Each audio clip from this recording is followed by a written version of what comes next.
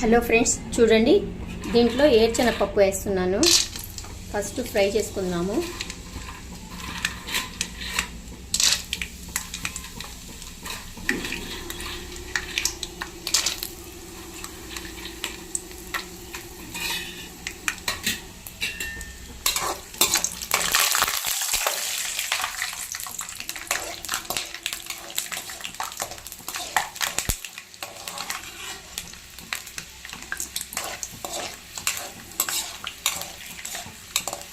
ఏర్చెనగపప్పు వేసాము.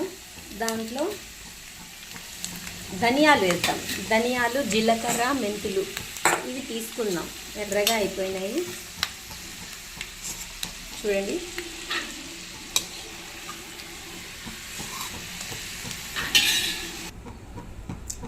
అవి ఏర్చెనగపప్పు తీసేసాను ఫ్రై చేసుకొని.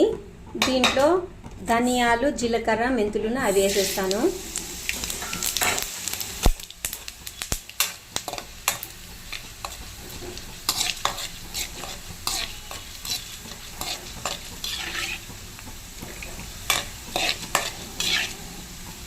దీంట్లోనే ఎండుమిరపకాయలు వేసేస్తాను.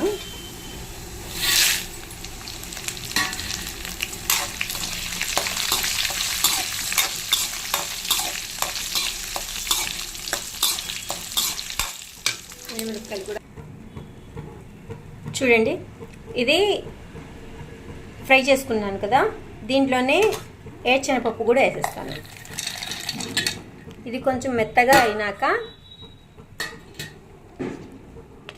చింతకాయ తొక్కేద్దాం, మిక్సీకి వేసుకుందాం. అది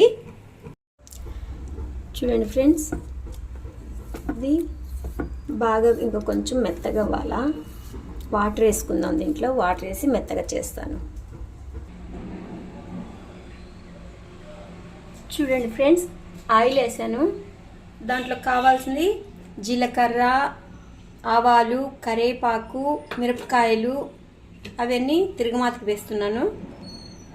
కరివేపాకు మాత్రం పెట్టుకొని కొరవే అన్నీ వేస్తాను.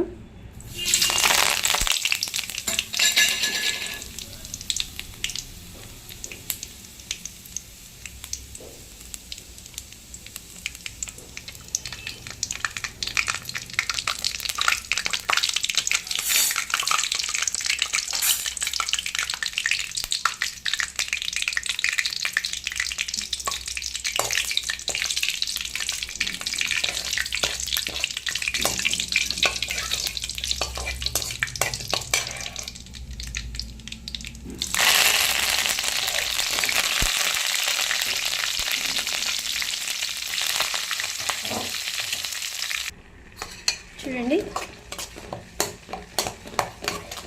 కొంచెం ఉడికితే వేడి వేడి అన్నంలో వేసుకొని కొంచెం ఒక్కరంతా నెయ్యి వేసుకొని కానీ తింటే సూపర్గా ఉంటుంది ఫ్రెండ్స్.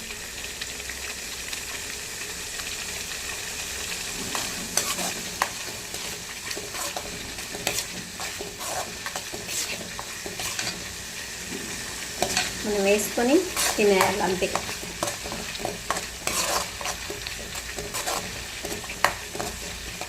అయిపోయింది ఫ్రెండ్స్.